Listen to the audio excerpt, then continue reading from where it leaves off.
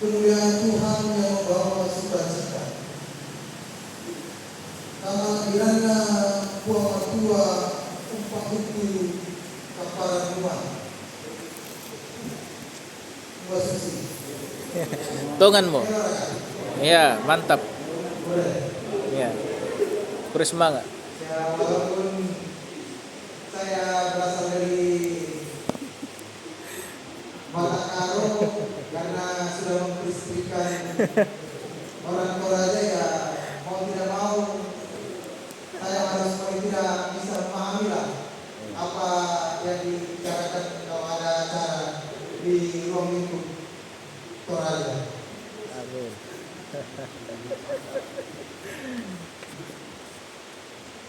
Saudara jemaat yang dikasihi Tuhan, melaksanakan pemberitaan Injil adalah suatu tugas yang begitu mulia. Karena memang demikianlah Tuhan mengutus kita agar semua orang percaya kepada Tuhan Yesus. Namun untuk melaksanakan tugas pemberitaan Injil itu tentu bukanlah perkara yang mudah. Sebab di dalamnya akan banyak tantangan yang hadir. Akan banyak sikap yang mau menerima, bahkan ada yang menolak. Demikianlah halnya yang dialami oleh Paulus dan Silas di dalam mewartakan Injil yang mereka lakukan. Ada yang menyambut baik berita Injil yang mereka sampaikan. Seperti pada pembacaan kita pada minggu lalu, di mana ada seorang perempuan yang memiliki roh penuh atau yang dapat meramal, dan perempuan itu selalu saja mengganggu Paulus dan Silas. Oleh karena situasi yang mengganggu itu, maka Paulus mengusir roh yang ada di dalam perempuan itu. Dan akibatnya para majikan dari para perempuan itu menjadi sangat marah karena penuh atau yang bisa meramal, atau kita seperti di sini layaknya seperti dukun. Dia bisa meramal, mengetahui hidup seseorang. Dan oleh karena itu, tuan dari hamba perempuan itu menyadari bahwa kesempatan mereka untuk memperoleh uang itu sudah hilang. Dan itulah sebabnya mereka menangkap Paulus dan Silas dengan cara memfitnah Paulus dan Silas dengan tuduhan yang mereka lakukan, karena mereka dikatakan sudah menganggap bikin kekacauan dan sudah merusak adat istiadat yang mereka tekuni. Mereka memasukkan Paulus dan Silas ke dalam penjara serta memasuk kaki dan tangan mereka.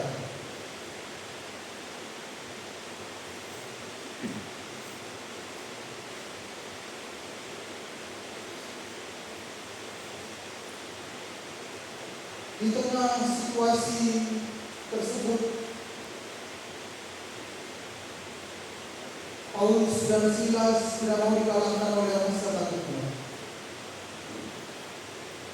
Dengan situasi yang mereka alami, mereka tetap mewartakan Injil, menyaksikan Kristus di tengah-tengah kehidupan setiap orang. Dan dari penjara itu, tepat pada tengah malam, penderitaan yang mereka rasakan, mereka berdoa, mereka bernyanyi memuji Tuhan. Dan orang-orang di dalam penjara itu pun mendengar doa dan nyanyian mereka. Paulus dan Silas tidak takut sedikit pun. Justru di tengah situasi itu mereka menunjukkan kesetiaan dan kesungguhan mereka sebagai orang yang percaya kepada Tuhan Yesus. Dan peristiwa yang tidak terduga itu pun terjadi dengan hadirnya gempa bumi yang membuat sendi-sendi penjara itu goyah. Dan seketika itu juga terbukalah semua pintu dan belenggu yang mengikat pada tubuh mereka.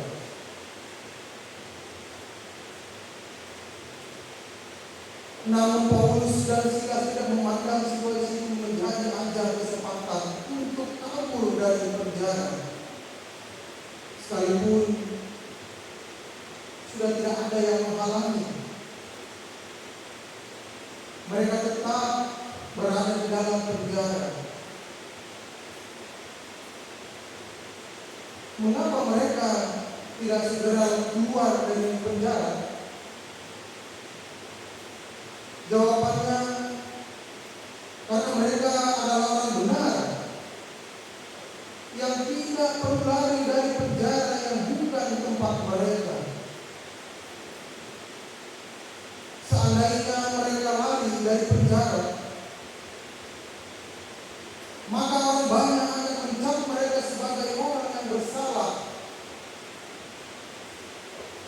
Mereka ingin dibenarkan atas semua tuduhan yang jahat terhadap mereka, dan akibatnya banyak orang pasti akan menolak percaya kepada Tuhan Yesus. Saudara-saudara yang terkasih di dalam Tuhan Yesus, di tengah situasi gempa yang dahsyat itu, dikatakan pada ayat yang ke-27, di mana kepala penjara itu pun terbangun karena melihat pintu-pintu penjara terbuka, dan dia merasa bersalah karena menganggap dirinya telah lalai dan membiarkan tahanan kabur. Tentunya Bapak Ibu, kepala penjara itu tahu apa akibat yang akan ditanggung dengan peristiwa yang terjadi.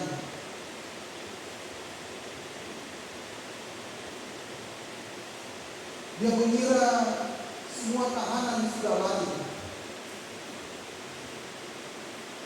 dan dia hendak mau membunuh dirinya sendiri. Namun di saat itulah Rasul Paulus menegurnya agar tidak bertindak bodoh, karena Paulus dan Silas masih ada di dalam penjara. Dan kepala penjara itu pun sadar bahwa Paulus dan Silas bukanlah orang yang jahat. Dan kepala penjara itu pun tersungkur di depan Paulus, dan kepala penjara itu pun telah selamat dari ancaman yang akan terjadi. Pada saat itu juga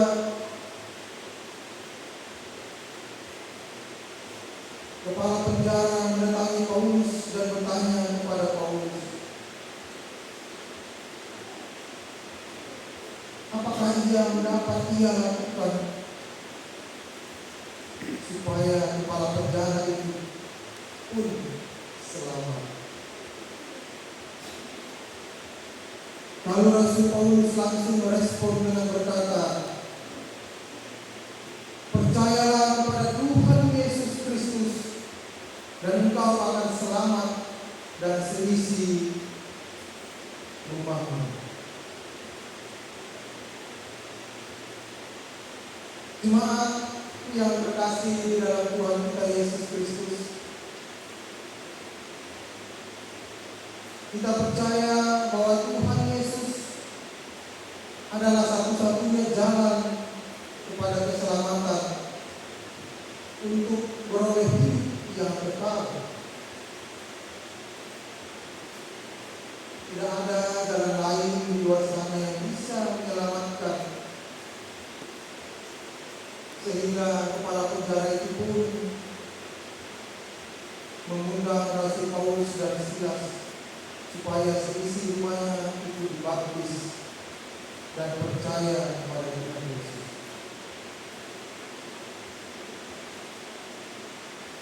Bapak Ibu